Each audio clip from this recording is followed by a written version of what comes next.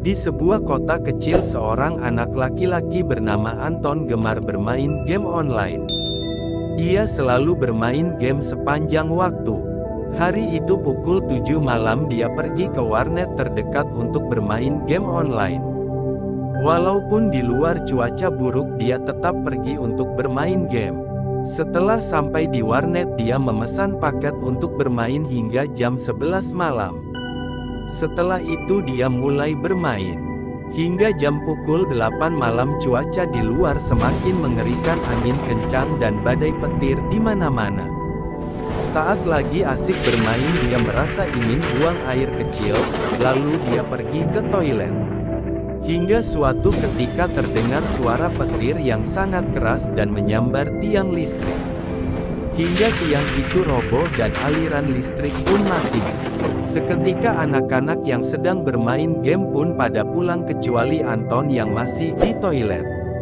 Si pemilik warnet melihat anak-anak pada pergi pulang lalu dia mengecek ke dalam warnet memastikan apakah masih ada orang di sana. Setelah dicek dirasa tidak terdapat satu orang pun, pemilik warnet lalu menutup warnet dan mengunci warnetnya. Anton yang ada di dalam toilet pun meraba-raba dinding untuk menemukan pintu keluar hingga dia masuk ke ruangan warnet yang gelap tanpa siapapun. Anton pun mengambil HP-nya di meja dia bermain game lalu dia menyalakan lampu flash HP. Hingga didapati pintu warnet terkunci dan pemilik warnet serta anak-anak yang lain tidak ada di sana. Anton pun panik, dia mencoba teriak tapi tak ada siapapun yang mendengarnya. Di dalam keputusasaannya Anton mencoba mencari sinyal di HP-nya tapi tak ada satu sinyal pun yang masuk ke HP-nya.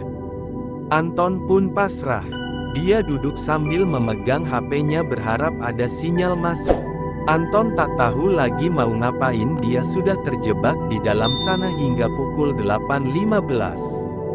Dia merasa hidup di zaman purba, tidak ada yang bisa dilakukan, hanya kegelapan yang ada di pandangan dia. Tiba-tiba dia mendengar suara sirene polisi di luar. Dia berlari ke jendela dan melihat ada beberapa mobil polisi dan pemadam kebakaran yang datang ke lokasi. Dia melihat ada api yang berkobar di tiang listrik yang roboh.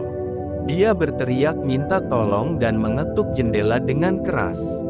Salah satu polisi melihatnya dan segera menghubungi pemilik warnet. Pemilik warnet datang dengan kunci dan membuka pintu warnet. Anton pun dibebaskan dari perangkapnya. Dia merasa lega dan berterima kasih kepada polisi dan pemilik warnet. Polisi menanyakan apa yang terjadi dan mengapa dia masih ada di dalam warnet. Anton menceritakan semua yang dialaminya.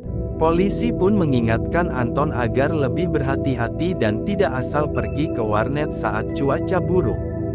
Anton pun menyesali perbuatannya dan berjanji tidak akan mengulanginya lagi. Di sini Anton belajar banyak hal dari pengalamannya yang menakutkan itu.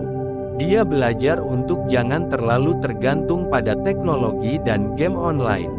Ada banyak hal lain yang bisa dilakukan untuk mengisi waktu luang dan bersenang-senang. Jangan mengabaikan kondisi lingkungan dan cuaca saat keluar rumah. Selalu waspada dan siap menghadapi segala kemungkinan yang bisa terjadi. Dari cerita ini Anton juga mendapatkan manfaat dan motivasi untuk lebih menghargai hidup dan mengembangkan kreativitas dan kemampuan tanpa bergantung pada teknologi. Lebih berani menghadapi tantangan dan rintangan yang ada di depan.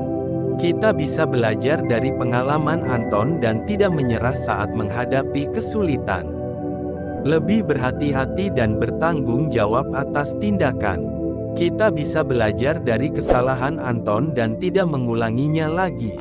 Semoga cerita ini bisa menginspirasi dan memberi pelajaran baru bagi kita semua.